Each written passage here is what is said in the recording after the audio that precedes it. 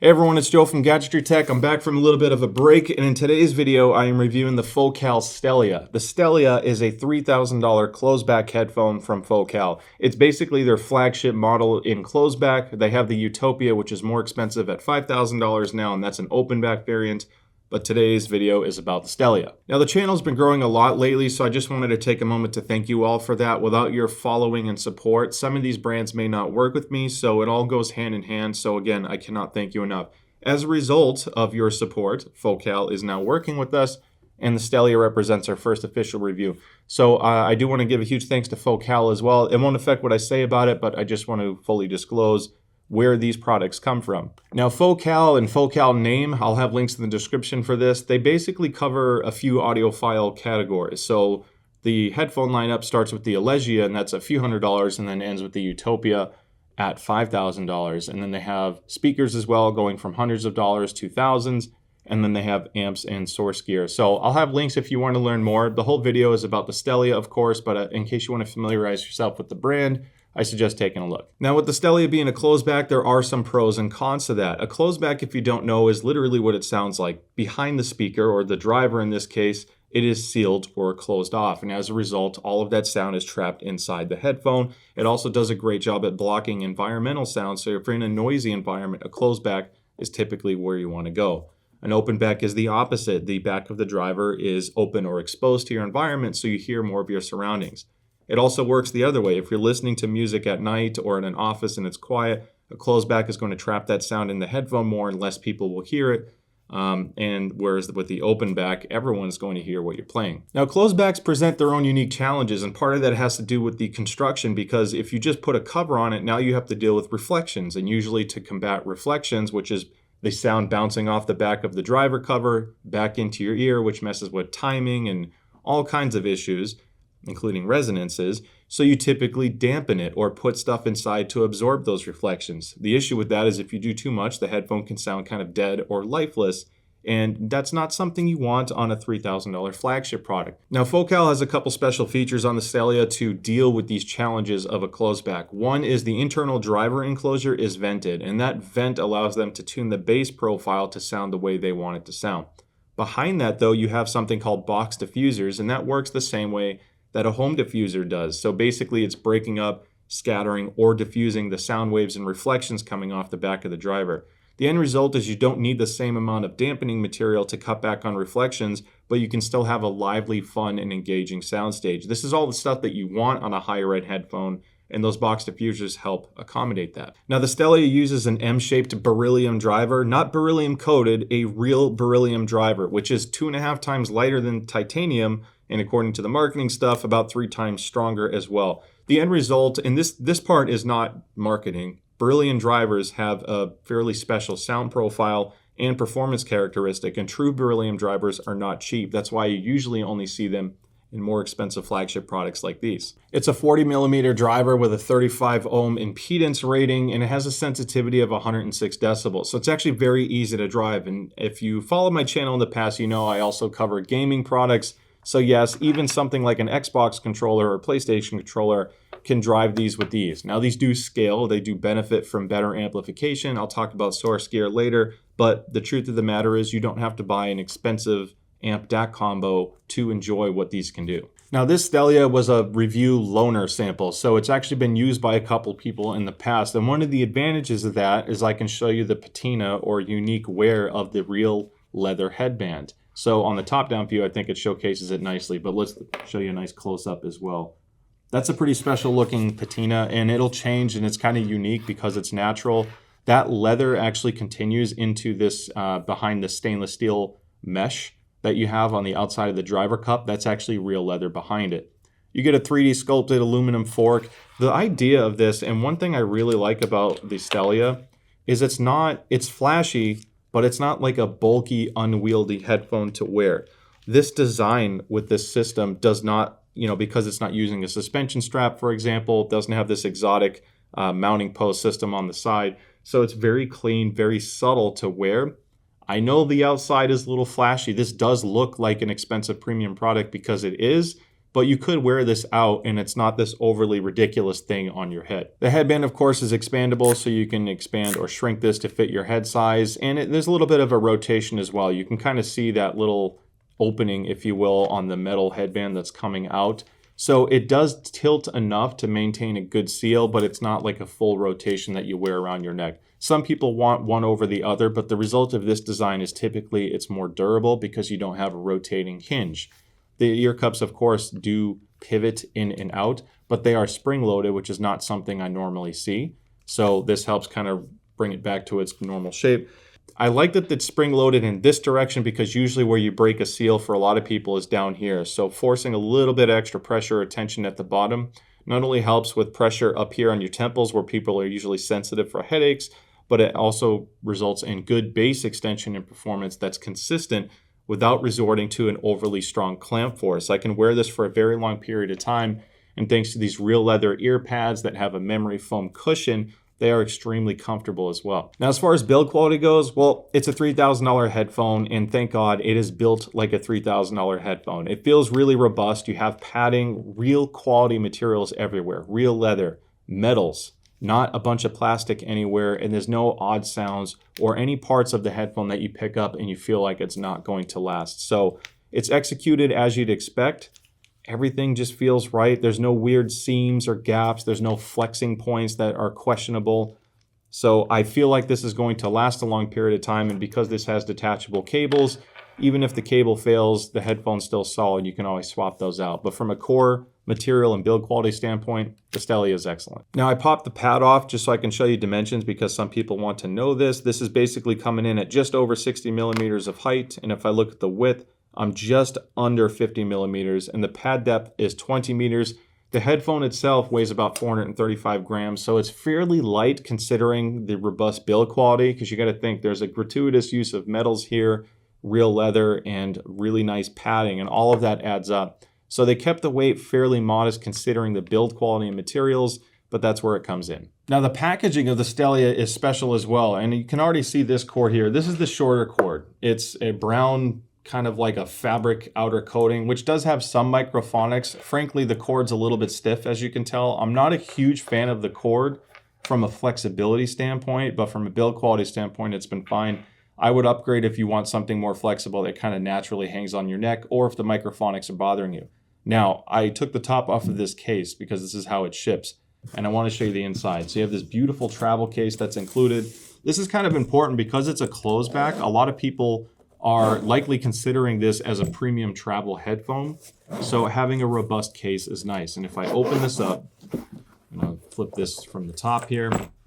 Obviously it's empty right now because there's no headphone, but you have a little stow pocket to keep your cables in between uses. Then if I take this leather covered box out and open this up, you get the other cable in here because it has a shorter 3.5 millimeter that comes with the 6.3 adapter. So if you're 1/4 inch, obviously in America, but then you also have a longer cable that uses XLR for your balance connection. This is a really nice presentation. You have your documents in this little leather book right here. So let's just open that up. Why not? You can see how that's presented. And then normally that 3.5 millimeter cable would be presented in here. So it's a nice packaging. You feel like you're getting what you're paying for. And it's not only just the build quality and comfort I mentioned earlier, but even the presentation of the product feels premium. So now it's time to talk about sound quality, and the Stellia does some incredible things. Now, to stick with my format, first I'm starting with objective measurements. And as you can see here, the Stellia measures in pretty well, especially considering it's a closed back. The mid-range on this is absolutely incredible, and you can see there's no odd dips or peaks that can alter the tonality of the headphone. The bass response is excellent as well, being fairly linear with a little bit of emphasis in the 100 hertz range. And then as it extends in the treble or upper mid-range and treble region, you can see it starts to pick up early in the 1 to 2K treble region, and then it's followed by a dip right around 4,000 hertz or 4 kilohertz, picks back up, which is per normal, and then it, steadily falls off. The end result of that is there's not a huge amount of treble extension in the upper treble region. So if you really like that sonic presence in the high frequencies, this isn't going to breathe as much air or space in there. but it is very forward everywhere else. So now it's time to talk about bass performance, and this is what made my review take this long. Admittedly, I've had the Stellia for almost 2 months now, so Focal's been incredibly patient with me. Huge thanks to them for that. But it's because of how this does bass that made this review harder for me to cover, because I didn't want to misrepresent or cover this unjustly. And you'll know why in a minute. So the bass of the Stellia is fast and it's clean. It produces everything with a sense of eagerness and snap and punch that very little headphones can do, regardless of price range, regardless of open back or closed back. The bass is one of the best, I guess from a musical standpoint. It is so dynamic and punchy and clean without needing to resort to being overemphasized. The sub bass extension is there. So if you are listening to hip hop or EDM, trap music, something that has deeper bass, it's still going to produce deeper bass. But what's really special about the Stellia is how dynamic and punchy it is for things like rock music, because it's really hard to produce bass to the level that I like on a headphone when you compare it to a higher end speaker system that can give you more of that sense of visceralness and impact because they have more to work with. The way this is just so I've reviewed headphones and I talk about dynamics, which is basically how clean and fast the bass is, how punchy can the music be, from a quiet note to a live note. When that comes to life, is it really coming to life and presenting the music in an energetic way? And there are certain headphones that might seem like they're more punchy just because the bass is boosted, or seem like they have more detail because the treble is boosted. But what the Focal Stellia does from a dynamic standpoint completely changed my interpretation of dynamics. I've never heard a headphone this dynamic before. And that's what has been so hard for me to review, because it has such an amazing bass reproduction for how music should be in a fun sense. And I'm not saying fun like it's inaccurate. This is the way the bass should sound. There are headphones, like I have the Meze Lyric, and I like the Lyric. And in that review, I talked about the bass representation being deeper. It's not as hard-hitting or dynamic as this. It's more like a sub-bass. So if you like that subwoofer style bass, the Lyric digs deeper, seemingly, because it's less dynamic and less punchy. And then the Lyric has that really high extended treble to give you that sense of space. This is like conveying the meat and potatoes of music, if you will, in such an amazing way that you can listen to anything on it and it should sound good. There's not really a drawback to the way the Stellia presents sound. And even if you find drawbacks, it's minor enough where I feel like a lot of it can be compensated for with EQ.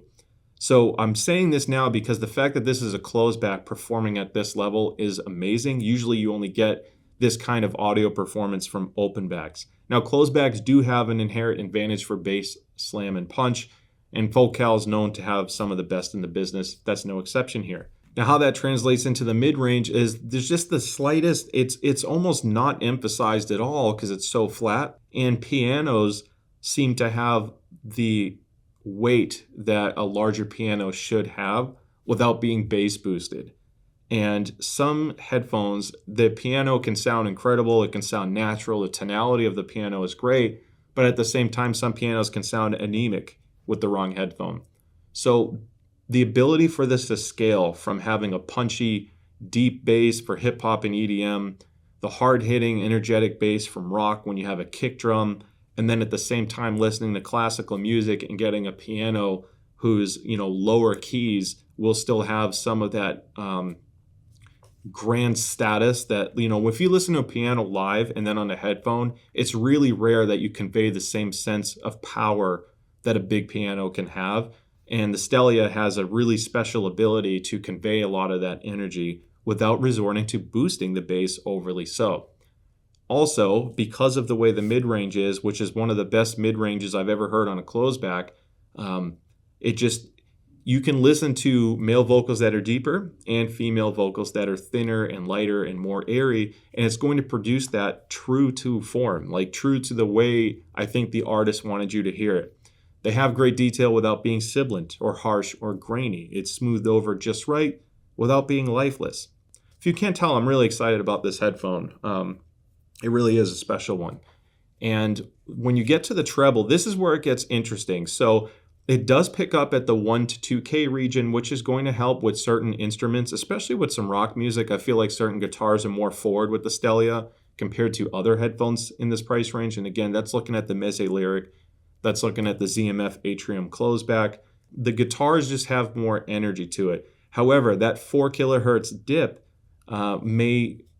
you may find some instruments are lacking the same pizzazz or energy that you have on another headphone that's more vibrant in the 4K region. From a personal preference standpoint, this is just the subjective side. I typically don't like too strong of a 4K region. My ears are a little bit sensitive to that region. So these are tuned really well for me. But if you find the 4K region lacking, you can just boost it slightly. It picks back up after that. It's not like it's this huge valley and then the headphone sounds dead. The 5 to 8K region is actually quite nice as well. It just tapers off again above that. So if you want and this is going to transition into my final part, I guess. If you want a headphone that has a massive sense of space and breadth and air and soundstage, the Stellia is good, but it's not going to compete with something like an HD800S or the Meze Lyric or the Hi-Fi Aria Stealth or HE1000 SE. Most of those are open backs. The Utopia is going to give you a better soundstage as well. You have to keep in mind this is a closed back, but it does layer an image really well. So this doesn't sound overly intimate. You know, when you compare it to an HD 650 or from Sennheiser or a 6XX, those are open backs in the few $100 range, but this has a better soundstage than those. Those are crazy intimate. This also does not have imaging where it's like a left, center, right blob approach. It has a really wide separation of notes from an imaging standpoint. It's very easy to distinguish where the mix is coming from. And that does help with gaming, of course. It's a $3,000 headphone. It's obviously going to sound great for gaming. But for music, you still get really good separation of the location of instruments, as well as on a complex mix like a macro dynamic issue where there's just tons of stuff going on. These drivers handle the subtle details just as well as the extreme, higher, stronger hitting notes and still giving you the ability to hear both all at the same time. Now, the Focal Stellia works with basically everything. It's so easy to drive with that low impedance, high sensitivity, and because it's so clear and dynamic and punchy sounding, even a $10 Apple dongle will actually still sound pretty good on it. My favorite one to use just for the money was the X-Duo XB2 Balance. This is again with my source gear. I'll talk about some others. But I like this little amp DAC because you can use it as a USB DAC, which works on Windows or Mac. I can use it via Bluetooth, which again works on Mac or Android. There's a microphone on it, so I can use this to talk to take calls. But it has such a punchy, clean sound to it that the Stellias can do their thing. The Quidel X5K is fine from a parametric EQ standpoint. That's like a $130 Bluetooth DAC. It gives you a lot more control on the EQ side, but without touching EQ, this just seems to have so much more overhead, and the Stellia sounded absolutely incredible on it. Now, if you don't need a portable amp DAC, well, then you can look at stuff like the JDS Atom Stack, the Schiit Magnimoti Stack, which are all like $200, $250 amp stacks. And then you can obviously get into the more expensive stuff if you need certain features. It really comes down to what you need from an overhead standpoint or connectivity, because all of those stacks I just mentioned, none of them have XLR. Now, if you want more power and overhead than everything I just mentioned, I do like the Topping D30 Pro stack that I've reviewed. It works really well with something like the Stellia because it's a very neutral sounding stack. It sells for about $500 to $600 on APOS.audio, which I'll have a link in the description for that. But that one gives you XLR. It still gives you a standard unbalanced connection as well. So depending on just plug and play, you can do that. But then it has all the extra overhead in case you have other headphones in addition to the Stellia that may be harder to drive. Something neutral and robust like that is really all you need for a headphone like this. So that about wraps up the review. And you can see why I like the Stellia. You can see why this took so long. The Stellia is a special headphone, and it should be because it's $3,000. I feel that headphones should be different, especially in this price range, because if we're all tuning to Harman or a very particular target curve, well, why are we looking at different headphones? What the Stellia does is nothing short of remarkable from a closed-back perspective, but even compared to an open-back headphone, it's still an exceptional sounding product. And I think that's a major takeaway here, because I would take this over many other open backs that I've heard then I get all the benefits of noise isolation and that amazing bass impact that frankly most headphones don't even touch. So yes, I know this headphone's not for everybody. It's $3,000, but for those of you in the market looking for something that maybe your headphone collection just isn't giving you, I hope this review helped convey what makes the Stellia special. With that being said, thank you so much for making it to the end of the video. I hope you learned something new about the Stellia, and don't forget to like and subscribe because I'd love to see you at the next video. We have a lot of audiophile stuff coming out. So thank you again as always, and I'll see you next time. Bye.